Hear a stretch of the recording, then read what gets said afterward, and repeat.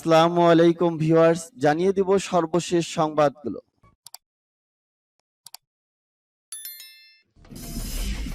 সংবাদের শুরুতেই জানিয়ে দিব সংবাদ শিরোনাম। যুক্তরাষ্ট্রকে নিষেধাজ্ঞার নেশা বাদ দিতে হবে বললেন ইরান। শত্রুদের ষড়যন্ত্র ব্যর্থ হয়েছে বললেন ইরানের প্রেসিডেন্ট। ইউক্রেনের জন্য লড়াই করতে বাধ্য নয় ন্যাটো বললেন জার্মান রাষ্ট্রদূত। ইরানে শান্তিপূর্ণ প্রতিবাদের অধিকার আছে, তবে নৈরাজ্য কোনোভাবেই গ্রহণযোগ্য নয়। এবং সর্বশেষ জানিয়ে দিব খেরসনের একাধিক গ্রাম পুনরুদ্ধার ইউক্রেনীয় বাহিনী। এতক্ষণ শুনছিলেন সংবাদ শিরোনাম, এখন শুনবেন সংবাদের বিস্তারিত। তো বন্ধুদের কাছে রিকোয়েস্ট রইল, এই ভিডিওতে একটা লাইক দিবেন, আর ভালো লাগলে অবশ্যই বন্ধুদের মাঝে শেয়ার করে দিবেন। যুক্তরাষ্ট্রকে নিষেধাজ্ঞার নেশা বাদ দিতে হবে বললেন ইরান। ইরানের পররাষ্ট্র মন্ত্রণালয়ের মুখপাত্র নাসের কানানি বলেছেন, যদি 2015 সালের পরমাণু সমঝোতা পুনর্বহাল করতে হয়, তাহলে ওয়াশিংটনকে তেহরানের বিরুদ্ধে নিষেধাজ্ঞা আরোপের নেশা বন্ধ করে গঠনমূলক দৃষ্টিভঙ্গি গ্রহণ করতে হবে। সোমবার তেহরানের নিয়মিত সংবাদ সম্মেলনে একথা বলেছেন নাসির কানানি। এ সময় নাসের কানানি বলেন, ভিয়েনা সংলাপের বিষয়ে আমেরিকার মাঝে প্রয়োজনীয় রাজনৈতিক সদিচ্ছা দেখা যায় না, যার কারণে সমাধানও ঝুলে আছে। ইরানি মুখপাত্র বলেন, তেহরানের ওপর নতুন করে নিষেধাজ্ঞা আরোপের মাধ্যমে একথা পরিষ্কার হয় যে মার্কিন সরকার গঠনমূলক কোনো পথ অনুসরণ করছে না। প্রকৃতপক্ষে তাদের নিষেধাজ্ঞার নেশা পরিত্যাগ করা উচিত এবং গঠনমূলক দৃষ্টিভঙ্গি গ্রহণ করা। ইরানি পররাষ্ট্রমন্ত্রী হুসাইন আমির আবদুল্লাহিয়ানের মতো নাসের কানানিও জানান, পরমাণু সমঝোতা পুনর্বহালের বিষয়ে তেহরান এবং ওয়াশিংটনের মধ্যে আরো বেশি বার্তা আদান প্রদান হচ্ছে।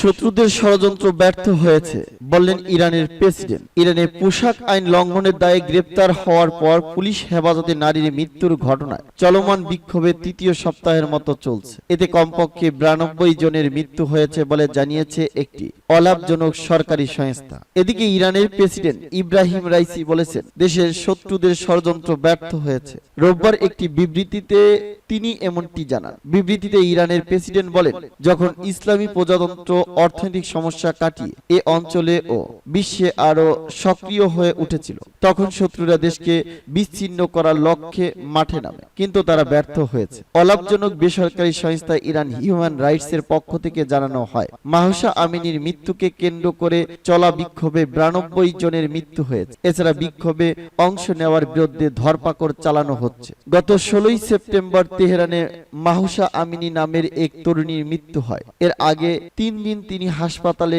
কোমায় ছিলেন। গত 13 সেপ্টেম্বর কুর্দিস্তান থেকে দেশের রাজধানী তেহরানে যাচ্ছিলেন ওই তরুণী। সেখানে আত্মীয়দের সঙ্গে দেখা করতে যাচ্ছিলেন তিনি। এই সময় আচমকা তিনি ইরানের নৈতিকতা সংক্রান্ত পুলিশ বাহিনীর চোখে পড়ে যান। সঙ্গে সঙ্গে তাকে রাস্তা থেকে তুলে নিয়ে যাওয়া হয় থানায়।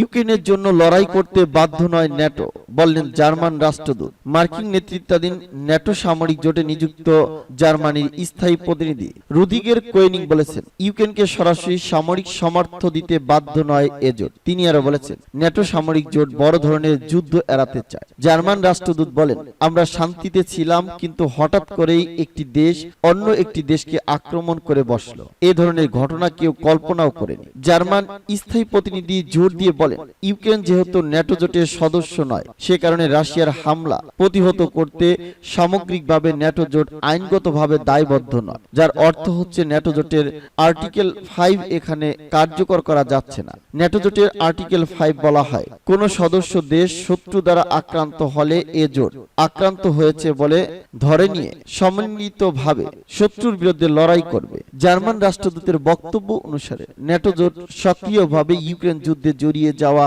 থেকে বিরত থাকতে চাইছে, কারণ ন্যাটো জোট যদি জড়িয়ে যায় তাহলে এটি হবে অনেক বড় যুদ্ধ, যেখানে জোটের 30টি দেশ জড়িয়ে যাবে। কেউ এ ধরনের যুদ্ধ চায় না।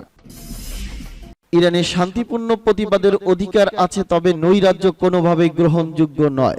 ইসলামী প্রজাতন্ত্র ইরানের শত্রুদের উস্কানিতে গত 2 সপ্তাহে দেশটির কয়েকটি শহরে বিশৃঙ্খলা ও গোলযোগের ফলে শ্রেষ্ঠ মানবিক ও আর্থিক ক্ষয়ক্ষতির কারণে আবারও প্রতিবাদ ও বিক্ষোভ জানানোর জন্য যে আইন রয়েছে তা কঠোরভাবে মেনে চলা বর্তমানে প্রেক্ষাপটে গুরুত্বপূর্ণ হয়ে ওঠে। ইরানের ইসলামী প্রজাতন্ত্রের সংবিধান 27 অনুচ্ছেদে বলা হয়েছে, কোন ধরনের অস্ত্র বহন ছাড়াই নাগরিকরা সমাবেশ ও মিছিল করার স্বাধীনতা রয়েছে, তবে শর্ত রয়েছে যে এসবের মাধ্যমে ইসলামের নীতিমালাগুলোকে যেন ব্যাহত না করে। এছাড়া সংগঠন বিষয়ক আইনের ৬ অনুচ্ছেদে ২ নম্বরে বলা হয়েছে, স্বরাষ্ট্র মন্ত্রণালয়ের অনুমতি নিয়ে কোনো অস্ত্র বহন করা ছাড়া মিছিল মিটিং করা যাবে।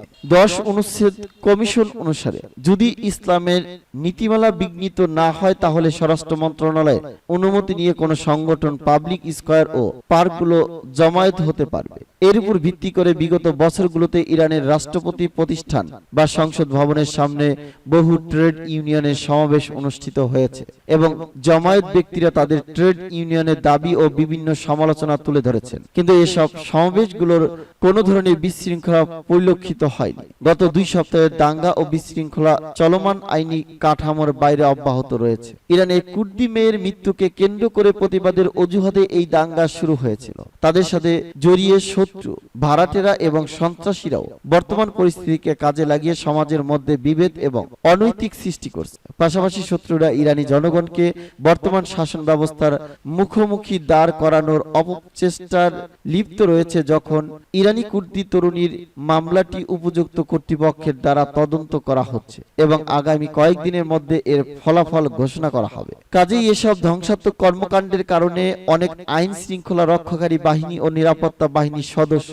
শহীদ হয়েছেন এবং জনগণের সম্পদ ধ্বংস হয়েছে, অথবা সাম্প্রতিক দিনগুলোতে যেভাবে ইসলামিক পবিত্র জিনিসগুলোর বিরুদ্ধে অবমাননাকর স্লোগান দেওয়া হয়েছে এবং অপমান করা হয়েছে, সেগুলো কোনোভাবেই ইসলামী সরকারের আইনে কাঠামোর সাথে খাপ খায় না, তা কোনোভাবেই গ্রহণযোগ্য নয়। খেরসনের একাধিক গ্রাম পুনরুদ্ধার ইউক্রেনীয় বাহিনীর। রাশিয়া দখলকৃত খেরসনের দক্ষিণ অঞ্চলে দিনিপ্রো নদীর পশ্চিম তীরের একাধিক গ্রাম পুনরুদ্ধার করেছে ইউক্রেনীয় বাহিনী। গত ফেব্রুয়ারিতে ইউক্রেনের রাশিয়ার অভিযান শুরু হওয়ার পর এই প্রথম ইউক্রেনীয় বাহিনী দক্ষিণ অঞ্চলের দিকে এতটা দ্রুত অগ্রসর হচ্ছে। সোমবার এসব এলাকা থেকে রুশ বাহিনী পিছু হটতে বাধ্য হয়েছে। খেরসনকে রুশ ফেডারেশন অন্তর্ভুক্ত করার ঘোষণার কয়েকদিনের মাথায় এমন খবর প্রকাশ পেল। খেরসনের রুশ সমর্থিত প্রশাসনিক প্রধানের বরাত দিয়ে বিভিন্ন আঞ্চলিক গণমাধ্যম এ তথ্য জানিয়েছে। ইউক্রেনীয় বাহিনীর কাছে রাশিয়া দনেতঙ্ক গুরুত্বপূর্ণ শহর লিমানের নিয়ন্ত্রণ হারানোর একদিনের মাথায় এমন খবর পাওয়া গেল। শনিবার শহরটি নিয়ন্ত্রণ নেয় ইউক্রেনের বাহিনী। খেরসন প্রদেশে রাশিয়া সমর্থিত প্রশাসনিক প্রধান ভ্লাদিমির সালদো রুশ রাষ্ট্রীয় টেলিভিশনকে বলেন, ইউক্রেনীয় বাহিনী দিনিপ্রো নদীর তীরবর্তী বেশ কিছু এলাকা দখলমুক্ত করেছে। তারা দুধচানি গ্রাম পর্যন্ত পৌঁছে গেছে। এর মানে হলো ইউক্রেনীয় বাহিনী একদিনে প্রায় 40 কিলোমিটার অগ্রসর হয়েছে। তবে ইউক্রেনীয় বাহিনী এখন পর্যন্ত কতটুকু অগ্রসর হয়েছে সে ব্যাপারে তারা কিছু নিশ্চিত করে। ওই এলাকার পরিস্থিতি নিয়ে কিয়েভ পুরোপুরি নীরব রয়েছে। এদিকে রাশিয়ার সামরিক বাহিনী নিয়ে ব্লগ লেগেন এমন ব্যক্তিরা বলেছেন, তারা একটি ইউক্রেনীয় ট্যাঙ্কারকে ওই নদীর তীরবর্তী বেশ কয়েক কিলোমিটার এলাকা পর্যন্ত অগ্রসর হতে দেখছেন। শুক্রবার রুশ প্রেসিডেন্ট ভ্লাদিমির পুতিন ইউক্রেনের খেরসন, জাপোরোজিয়া, দনেতঙ্ক ও লোহানস্ক অঞ্চলের প্রায় 90,000 বর্গ কিলোমিটার এলাকা রুশ ফেডারেশনে যুক্ত করতে চুক্তিতে স্বাক্ষর করেন। তবে সেই ঘোষণার দিনে ইউক্রেনের প্রেসিডেন্ট ভলোদিমির জেলেনস্কি বলেছিলেন, রাশিয়ার দখলে থাকা ভূখণ্ড পুনরুদ্ধারে তারা যুদ্ধ চালিয়ে যাবেন।